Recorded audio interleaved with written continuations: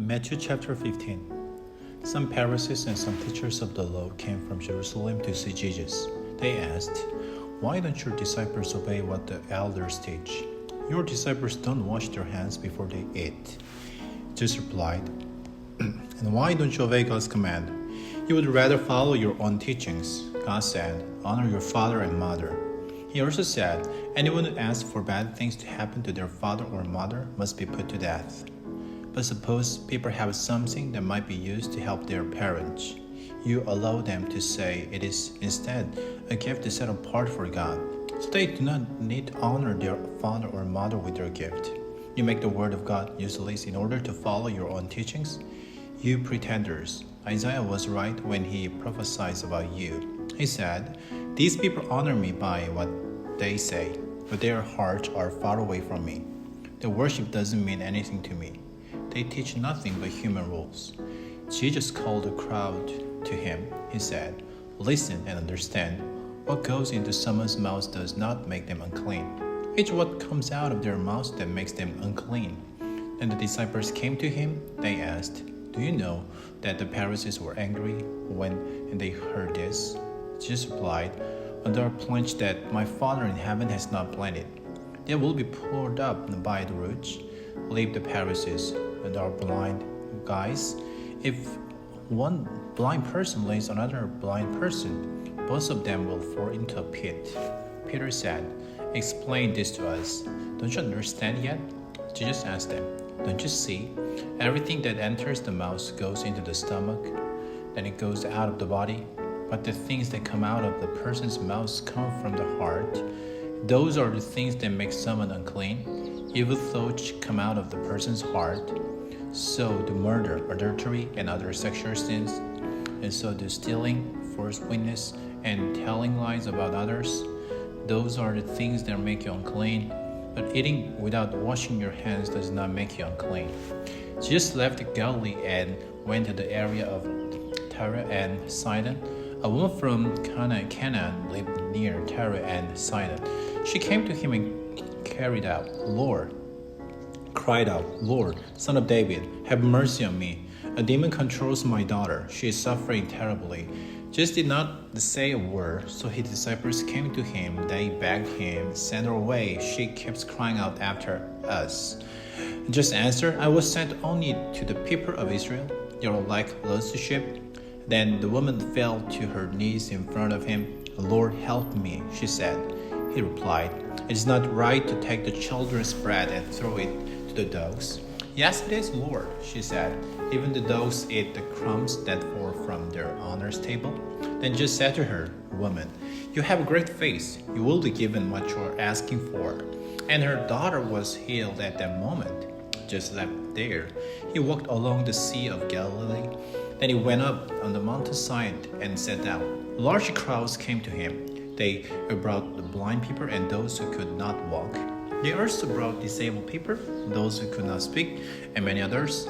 And they laid them at his feet, and he healed them. The people were amazed. Those who could not speak were speaking. The disabled were made well. Those not able to walk were walking. Those who were blind could see. So the people praised the God of Israel. Then Jesus called for his disciples to come to him. He said, 'I feel deep concern for these people. They have already been with me 3 days. They don't have anything to eat. I don't want to send them away hungry. If I do, they will become too weak on their way home.' His disciples answered him, 'There is nothing here.' And they said, 'Where could we get enough bread to feed this large crowd? How many loaves do you have?' Jesus asked. 7, they replied, 'and a few small fish.' Jesus told the crowd to sit down on the ground. He took the 7 loaves and the fish and gave thanks. Then he broke them and gave them to the disciples, and the disciples passed them out to the people. All of them ate and were satisfied. After that, the disciples picked up 7 baskets of leftover pieces. The number of men who ate was 4,000. Women and children also ate. After Jesus had sent the crowd away, he got into a boat. He went to the area near Magadan. Matthew chapter 16.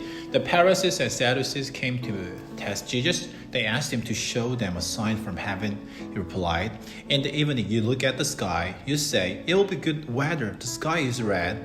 And in the morning you say, today it will be stormy. The sky is red and cloudy. You know the meaning of what you see in the sky, but you cannot understand the signs of what is happening right now. An evil and unfaithful people look for a sign, but none will be given to them except the sign of Jonah."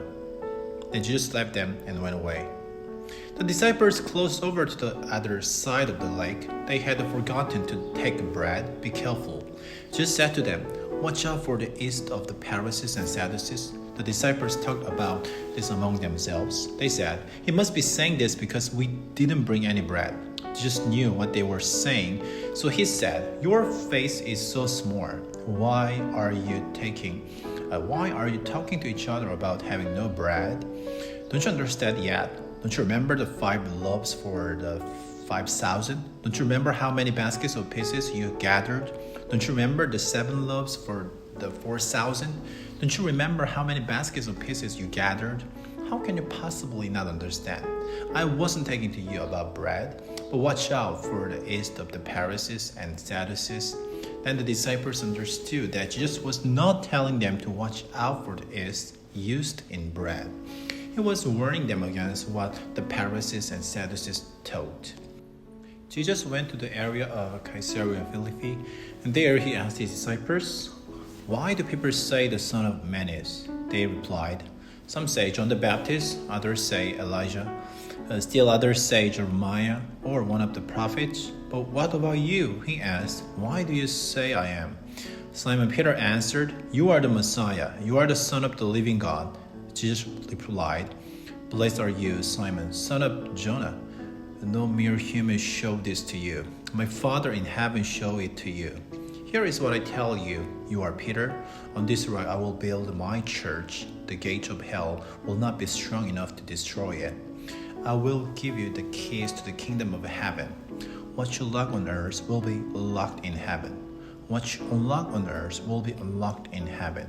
Then Jesus ordered his disciples not to tell anyone that he was the Messiah. From that time on, Jesus began to explain to his disciples what would happen to him. He told them he must go to Jerusalem, and there he must suffer many things from the elders, the chief priests, and the teachers of the law. He must be killed, and on the 3rd day rise to life again. Peter took Jesus to one side and began to scold him. "Never, Lord," he said. "This will never happen to you." Jesus turned and said to Peter, "Go behind me, Satan. You are standing in my way. You do not have in mind the things God cares about. Instead, you only have in mind the things humans care about." Then Jesus spoke to his disciples. He said, "Whoever wants to be my disciples must say no to themselves. They must pick up their cross and follow me. Whoever wants to save their life will lose it, but whoever loses their life for me will find it. What good is it if someone gains the whole world but loses their soul? Or what can anyone trade for their soul? The Son of Man is going to come in his Father's glory. His angels will come with him, and he will reward everyone in keeping with what they have done. What I'm about to tell you is true. Some who are standing here will not die before they see the Son of Man coming in his kingdom."